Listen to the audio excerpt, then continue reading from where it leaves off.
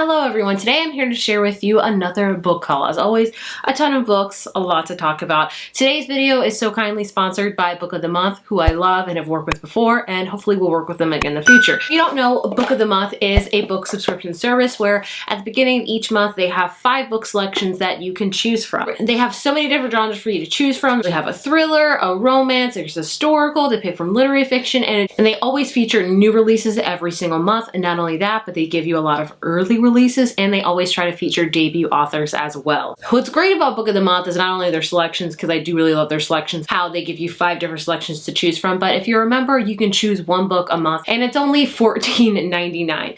If it is your first month using the Book of the Month, you can use the code SUN5 and get your first book for only $9.99, which is a steal, honestly. Like, hardback books, especially releases, are pricey. To get one at $9.99 is a bargain. So, like I said, you can pick 1 book a month. You can also add 2 additional titles if you want to each month, either being from that month's selection, or you can even go and look at their past selections. They have a lot of YA books on there. You can just pick whatever you want from the site. So you can pick 1 book, like I said, per month from the selection, as well as 2 additional titles. If you aren't feeling like you want any book from that selection that month, you can skip a month with no penalty at all and use your credit for the next month.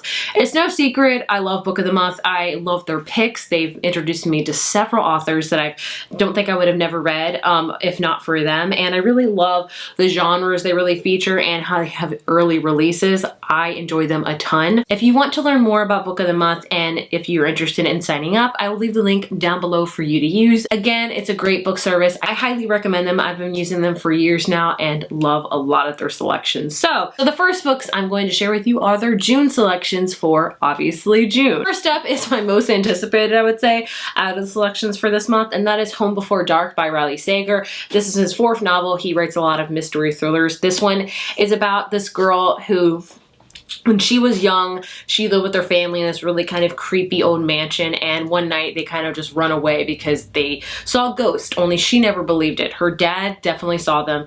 He wrote a book all about his experience in this mansion, and he made a best-selling author, and when he passes away, he leaves his daughter the house. And now, as she's grown up, she renovates old houses, and she really loves doing that, so she decides, hey, I'm gonna go back to this old mansion because I never thought ghosts were real anyways. I'm gonna go back to it, fix it up, and sell it. And of course, when she goes back, she maybe thinks, hey, maybe my family wasn't lying that there are a lot of ghosts and paranormal and spooky things in here. So it sounds really creepy, really great for summertime. I know a lot of people like myself love reading thrillers in the fall, but I also really love reading thrillers in the summer. I don't know why, they're just quick, fun reads, and this one sounds really appealing and intriguing. And probably scary. Next up, we have One to Watch by Kate Stayman London. I love this cover. This is, I would say, a woman's fiction kind of romance. This is about a girl named Bee, who is a plus-size fashion blogger. And she, like everyone else in America, really is obsessed with this show called Main Squeeze, where it's about the fantasy dates, the kiss-off rejections, the surprising number of the guys named Chad. And she really loves it, but she also simultaneously doesn't love it because it doesn't feature body diversity. And she's really sick of it. And on the night where she's like, I'm gonna swear off the show, it's not representing me, she gets a call from that show to be featured on it. And she agrees, but only under one condition, that she absolutely does not fall in love. Well, I'm guessing you can tell what's gonna happen. I love that this features a plus size main character because obviously myself, I am very plus size, and it's always nice to see yourself represented in books, and I'm excited about it. I'm not one that watches a ton of reality dating shows, but I'm very interested in reading it, and I definitely love any book with romance in it and body positivity. Next up, we have The Vanishing Half by Britt Bennett. This is about twins. I'm gonna read you a little synopsis. Inseparable as children ultimately choose to live in 2 very different worlds, one black and one white. So, like I said, it's about them. They grew up together in a small southern black community, and they ran away at age 16. 10 years later, one sister lives with her black daughter in the same southern town she once tried to escape. Across the country, the other sister secretly passes for white, and her white husband knows nothing of her past. Still, although separated by so many miles and just as many lies, the fates of the twins remain intertwined. What will happen when their own daughter's stories start to intersect? This sounds sounds like an amazing, hard-hitting literary fiction book, and especially what's going on in today's climate, it's very important to read all you can about diversity and other people's experience, because being a privileged white woman, I know that I am very privileged and I need to read more diversity from a Black perspective, from an Asian perspective, from any perspective, because I need to learn every single day. So this sounds amazing. I know Britt Bennett is a very great writer. She wrote The Mothers as well, and this one sounds like it's gonna pull on everybody's heartstrings, as it should. Next up, we have another thriller called The Last Flight by Julie Clark. This is about a girl named Claire who has a husband that you might kind of like know. He is ambitious, admired, and with deep pockets, but behind closed doors, he has a temper that burns bright as his promising political career, and he's not above to using his staff to track Claire's every move. What he doesn't know is that Claire has worked on a plan to vanish for months, and then she has a chance meeting in an airport brings her together with a woman who seems equally desperate to flee her life. Together they make a last-minute decision to switch tickets, Claire taking Eva's flight to Oakland and Eva traveling to Puerto Rico. If you're back against the wall, would you be brave enough to take the chance you've been given? So this one is a thriller and also a very hard-hitting book because it talks a lot about abuse and trying to flee a situation. So it's going to be thrilling in the fact that it's going to be legitimately scary because a woman's trying to flee her husband that is controlling and manipulative and abusive, and it's gonna be very, very intense. That would be the word I would describe for this book. And the last selection for the June Book of the Month picks is A Burning by, we have Megha Majumdar. I'm so sorry. I'm gonna try to figure out how to pronounce that better.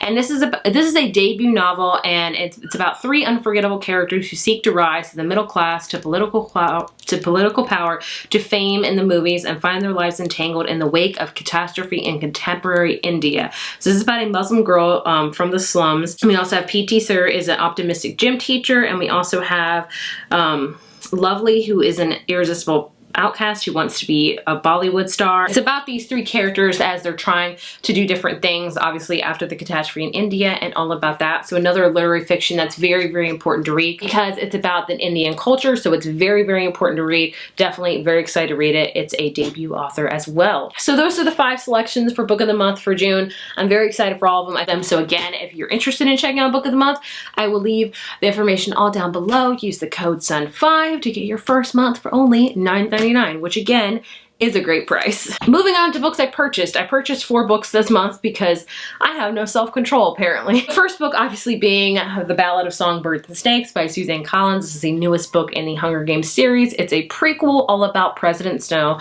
of course, before he was President Snow. I have a lot of feelings on it. It's very mixed. I've been getting a lot of comments on my review video, which I'll link up here for you to see, about people that really enjoy it and maybe I didn't understand it quite as well. And perhaps you're right. I'm not like super insightful. I'm not super smart. But the bottom line is I just didn't love this book as much as I wanted to, but that's okay. I'm happy to be back in the Hunger Games world. Yes, today's climate is also kind of going the Hunger Games route, which is freaking scary. Next up, I bought an Agatha Christie novel. So I bought And Then There Were None. If you don't know, Agatha Christie is like the queen of mystery. She was like one of the first mystery writers. Everyone really refers to her as the queen of mystery, and I just wanted to try one. And I've heard a lot about And Then There Were None. I don't know anything about it, and I don't want to know anything about it. I'm guessing it's a whodunit, like most of her books are. It's very short. It's only 240 pages, so I'm hoping to love it. If I love this one, I really want to read Murder of the Orient Express. But yeah, I'm going to attempt to read this very soon. Hopefully, I will love it. Another thriller I bought is Emma in the Night by Wendy Walker. This is my first Wendy Walker book. I've heard really good things about it, but she writes very gripping tales. So this is about 2 sisters that vanish and only one comes back. Now the real questions begin. So like I said, 15-year-old Cass and her 17-year-old sister disappear, and then Cass comes back and a lot of things are different and changed. And with thrillers, I don't want to know too much, especially because I don't want to ruin the thrilling aspect nor like the big mystery involved, but I have heard mostly really good things about Emma in the Night, so I'm very, very excited to read it.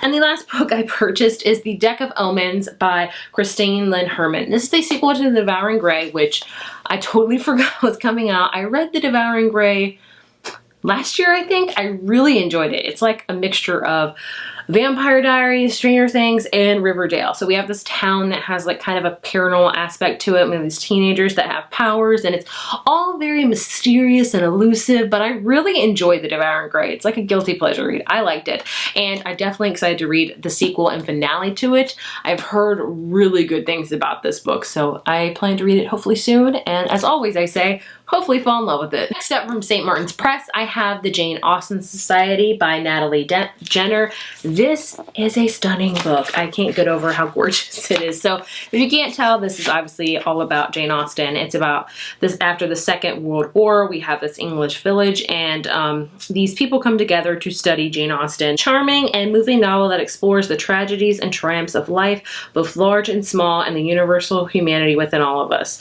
So yeah, I want to read this soon, but I feel like a fraud because I haven't read a single Jane Austen book. I know, you don't need to tell me. I'm horrible. Next up from Atria, I have Anxious People by Fredrik Bachmann. This book comes out in September, and if you don't know, I love Fredrik Bachmann. I've read every single one of his novels. My favorites by far are his Beartown series and A Man Called Ove. He's a Swedish author, and he writes really gripping stories that have you immersed and also are very important in my opinion. So this one, I don't know anything about. I just heard it was coming out, and then I got even more excited when it got sent to me. Comedy about a crime that never took place, a would-be bank robber who disappears in thin air, and 8 cranktorious strangers who find they have more in common than they ever imagined. Other people may seem like the source of all our problems, but it turns out other people are also the only solution.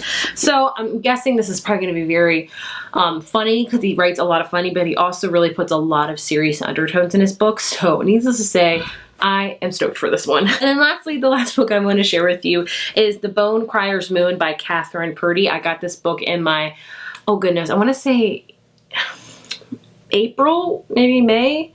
No, this is May. In my April Outcrate. It's got gold edges. I really like it. The cover is just gorgeous. So this one is about, it's a YA fantasy about a girl, I think, like destined to kill the guy that she's destined for or something. I don't know. Either way, it sounds really interesting, but I have not read a single YA fantasy book literally all year. Those are all the books I want to share with you. I do also have the May Book of the Month picks, but I talked about them all in a video talking all about what you can learn from Book of the Month, so I will link that right up here. But these all sound like great selections as well, and I still need to read all of them. I'm behind on my reading game. Either way, those are all the books I've received recently. There's not a ton, like I said, obviously because of the pandemic, because publishers aren't sending them out. If you want me to do like an ebook, NetGalley, and like a library haul, let me know because I got lots of those. Again, thank you so much to Book of the Month for sponsoring this video, and I will see you guys in my next one. Bye.